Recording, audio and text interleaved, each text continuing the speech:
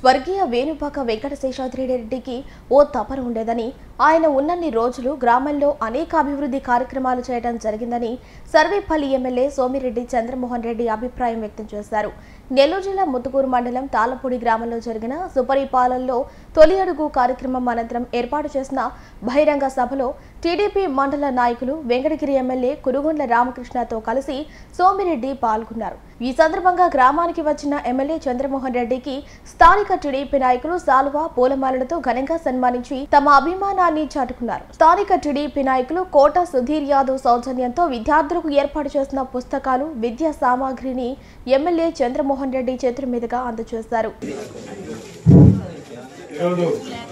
మాజీ market committee chairman Munukuru Ravikumar Reddy, Kalaraju garu, Babulu గారు, పరశురామ వేణు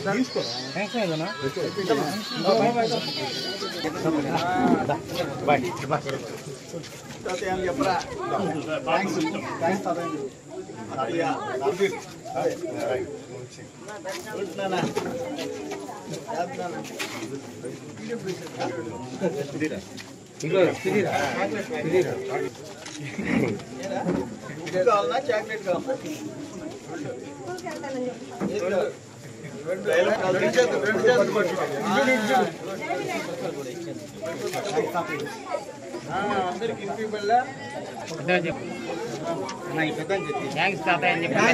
చెప్పాలి. ఇస్తున్నాడు బాబు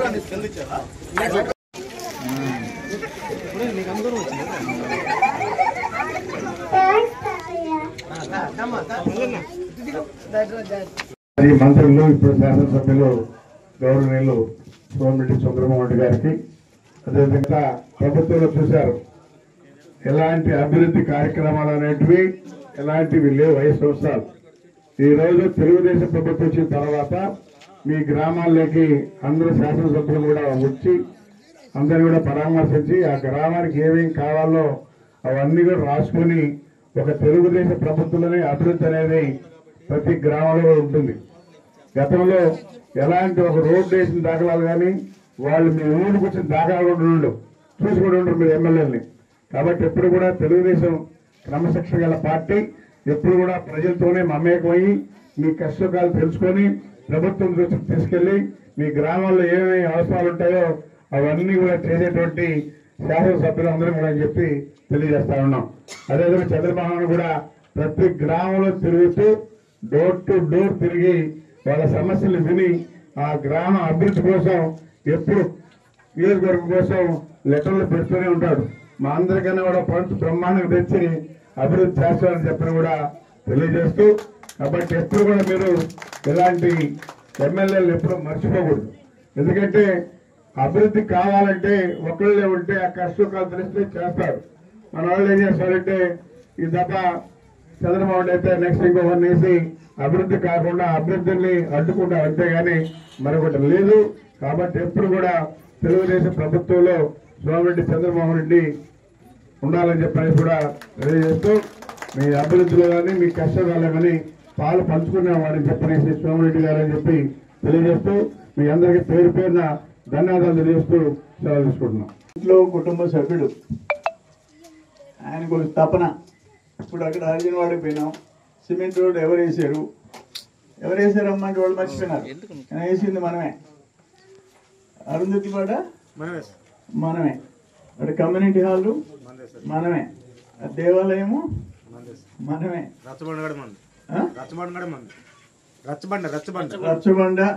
మనమే, వాటర్ ట్యాంక్ మీరు చెప్తే కదా నేను అడిగితే చెప్తున్నా. వాటర్ ట్యాంక్ మందే సార్, మీరే మర్చిపోయినా.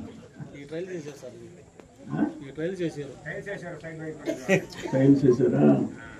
సో మనం ఏ ఊరికి పోయినా చేసిన పనులు రైతుల కోసం ఇప్పుడు కృష్ణపట్నం, ముత్తుకూరు గ్రామాలు 7,000 చిల్లర ఎకరాలు రాజశేఖర రెడ్డి సీఎం, నేను ఓడిపోయిందా ఎకరాకి 3 లక్షలు అన్నారు. 6 చేయించి పోరాటం చేసి 6 చేసి మళ్ళీ బస్సులు వేసుకొని రాజశేఖర రెడ్డి తిరిగి 7,70,000 చేయించాం. 8,000 ఎకరాలు 7,000 ఎకరాలు. హైటెన్షన్ టవర్లు 50,000 ఇస్తుంటే ఆపేసి 3,50,000 చేయించాం. జీవీకే బీబీఐ 2200 ఎకరాలు, కృష్ణపట్నం 1994 జస్ట్ ఎమ్మెల్యే అయినా. నేను చెప్పేది 31 ఏళ్ల క్రితం ఎన్టీ రామారావు గారు ముఖ్యమంత్రి. 2 బస్సులు వేసుకొని తీసుకుపోయినా. ఎకరాకి 35,000 అంటే పోగానే నేను చెప్పగానే చంద్రబాబు నాయుడు గారు ఫైనాన్స్ మినిస్టర్ డబ్బులే సంపాదించాలా, ఇది తప్ప ఇంకోట్లే. అట్లా మనం రీఫార్మ్స్ ఇప్పుడు అక్కడ సిఎస్సి హాస్పిటల్ని, వెంకటాచలం, పొదలకూరుని ప్రాథమిక ఆరోగ్య కేంద్రాలని అప్గ్రేడ్ చేయించాం. 3,80,00,000 3 కోట్లు పెట్టి కట్టించాం. ఇప్పుడు నేను ఎమ్మెల్యే అయిన తర్వాత ఆ సెమ్కార్ప్ కంపెనీ నుంచి 1,90,00,000 సిఎస్ఆర్ ఫండ్ ఇప్పించి వాటికి కావాల్సిన కంప్యూటర్స్ హాస్పిటల్స్లో, పేదోళ్ళు హాస్పిటల్కి పోతారు, గవర్నమెంట్ హాస్పిటల్, పెద్దోళ్ళు డబ్బులు ఉండేవాళ్ళు పోరు.